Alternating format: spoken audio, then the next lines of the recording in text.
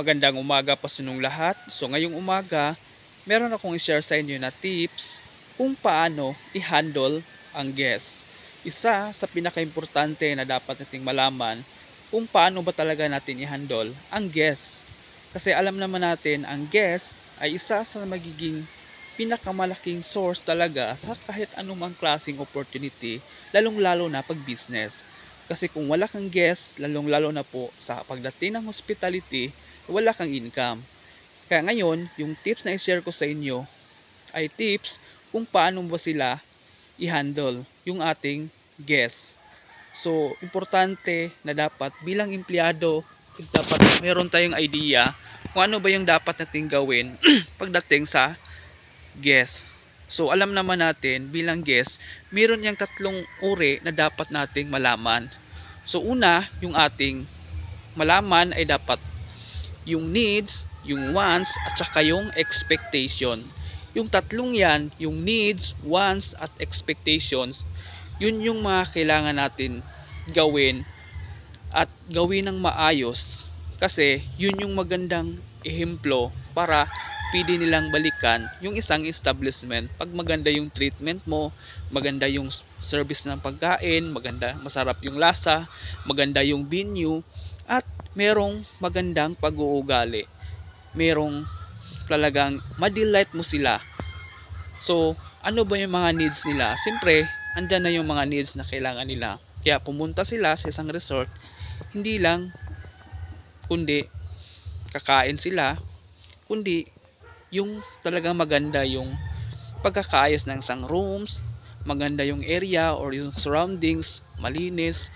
Yun yung magandang makikita nila na dapat is makita nila sa isang establishment. Kasi napakaganda kasi pag maganda yung service mo, sarap yung pagkain at na-delight mo sila, at the same time meron kayong magandang attitude, lalong lalo na pag may encounter na guest or makasalubong mo, dapat dumati ka rin.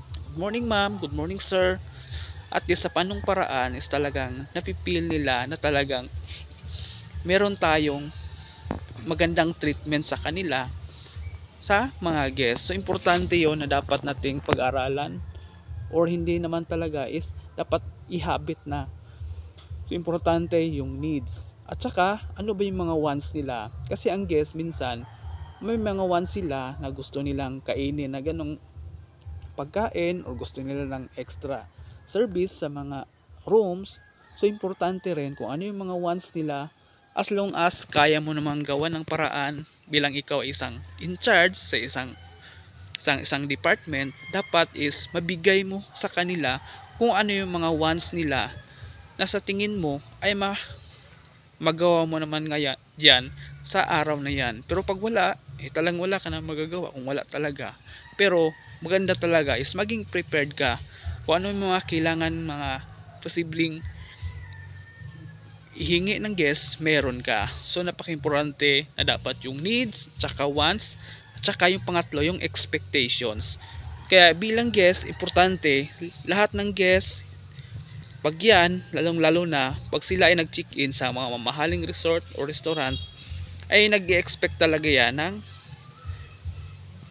maganda yung service. Kaya importante, yung expectation nila niyan napakataas. Kaya importante rin dapat yung service natin dapat is maayos din talaga, maayos yung treatment sa kanila, at saka importante na dapat is yung expectation nila dapat is kung ano yung ina-expect nila, dapat maibigay natin ng maayos. Kasi minsan kasi may mga tao minsan o mga guests, hindi ko naman nila lahat, pero may expectation sila na dapat maganda yung yung area, maganda yung treatment, at saka kung ano yung gusto nila maibigay natin bilang isang company or isang establishment.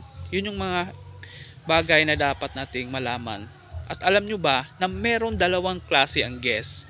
So who is my guest? Who is our guest? So meron dalawang klaseng guest sa isang establishment, o I mean sa mga negosyo. Meron dalawang klaseng guest. Una, yung tinatawag na external guest. So sino ba yung mga external guest na yan? So ang mga external guest, ito po yung mga taong nagbubuking na talaga online, or talagang kinukontak na nila yung email or Gmail ng isang kumpanya para doon sila mag-check-in. Nagkakaroon sila ng mga question and answer sa kung sino man yung front office na yon, yung guest relation. So importante na dapat is malaman natin na importante na merong dalawang klase, yung external guest at yung pangalawa yung internal guest. So ang external guest, bayan ng sinabi ko, ay ito po yung mga taong hindi siya empleyado ng isang establishment.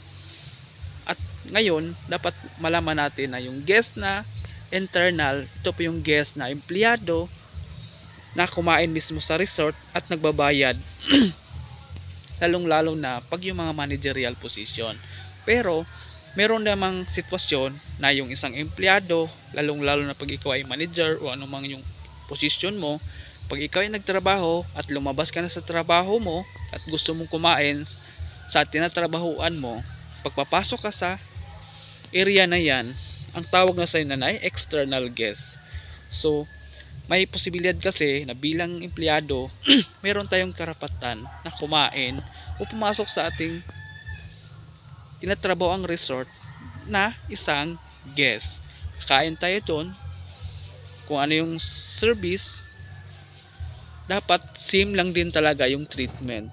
Yung treatment dapat patas lang. Bilang empleyado, tandaan natin, isipin na kahit empleyado lang yan, napaka-importante na dapat bigyan nating halaga kasi sila ang magiging source natin kaya nagagawa ng maayos yung trabaho, kasi ang empleyado sila ang may responsibilidad sa mga dapat gawin sa isang establishment. Kaya napaka-importante kung ano yung treatments mo sa guest, ano yung mga ginagawa mo, kung paano i-handle ang guest, dapat ganun din yung ang gawin mo sa mga kapwa mo ka-empleyado pag sila ay naging guest sa isang tinatrabahoan nilang business or establishment, kasi dapat patas yung treatment mo. Hindi yung maganda yung treatment mo sa guest pero pag sa empleyado nakatrabaho mo lang, hindi ganun yung service na binigay mo sa kanila. Dapat same pa rin yon. Kailangan, kung talagang totoo yung service mo, dapat patas tayo. Hindi yung maganda lang yung service mo sa guest na ibang tao, pero pagdating sa empleyado nakatrabaho mo, pag sila ay naging guest sa isang restaurant, dapat patas din. Kung ano yung ginawa mo ng guest, ganun din yung gawin mo sa kapwa mo ka-empleyado. Kasi dapat magiging habit na yan. Dapat hindi na mababago. At the same time, merong dalawang dimensions of guest or goals natin. Kailangan, importante, merong tinatawag na procedural at saka personal. Napaka-importante na bilang guest or bilang empleyado, dapat alam natin na meron dalawang klase ng dimension. So una, yung procedural. Ito yung mga taong magaling pagdating sa actual. Halimbawa, may mga taong sa kusina na magaling sila sa actual, marunong sila mag-plating, marunong sila maggawa ng mga design at magpasarap ng food, at alam nila kung ano yung mga gagawin nila. Yun yung maganda sa procedural.